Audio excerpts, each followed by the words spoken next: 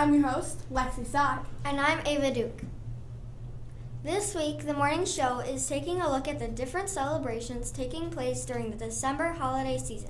Today we look at a Christmas celebration only a few days away. Here's more on the celebration and why we celebrate Christmas. We've all heard the biblical origins of Christmas, but societies have been celebrating light and birth in the darkest days of winter centuries before Jesus walked the earth. In the Norse country, this winter celebration was known as Yule. Around December 21st, the winter solstice, fathers and sons dragged evergreens indoors as reminders of life and set logs on fire as a promise of good fortune. Some Romans, particularly soldiers and government officials, also worshipped Mithra, the sun god. It is believed that to this small but powerful sect, the birthday of Mithra, December 25th, was the holiest day of the year.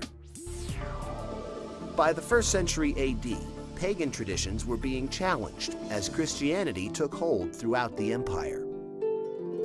But Christ's birth date remained a mystery, since the Bible doesn't mention exactly when he was born.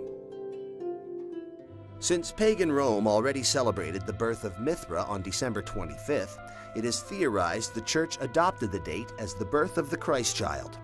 In the 4th century, the Church made it official, declaring December 25th as the feast day of the Nativity. The Church knew it could not outlaw the pagan traditions of Christmas, so it came to accept them. The evergreens traditionally brought indoors were decorated with apples, symbolizing the Garden of Eden. These apples would eventually become Christmas ornaments. The story of Santa Claus also begins in the 4th century with the death of Nicholas, a beloved Turkish bishop. The anniversary of his death became known as St. Nicholas Day.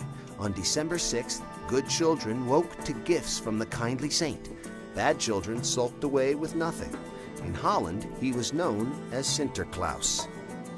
1,500 years later in America, a seminary professor named Clement Clark Moore reimagined the legend of St. Nicholas. In 1822, Moore wrote a poem called The Night Before Christmas about a good-natured saint named Santa Claus, who was pulled by a group of reindeer and came down the chimney on Christmas Eve.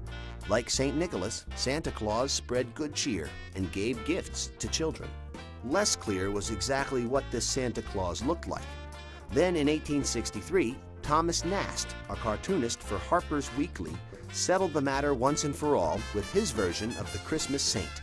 Nast's Santa was rotund and jolly, with a full white beard and a sack full of toys. An American icon was born.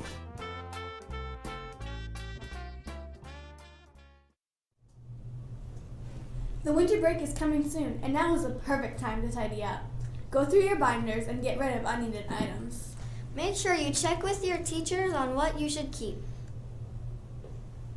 Also, take some time to clean out your locker and get ready for yourself in 2016.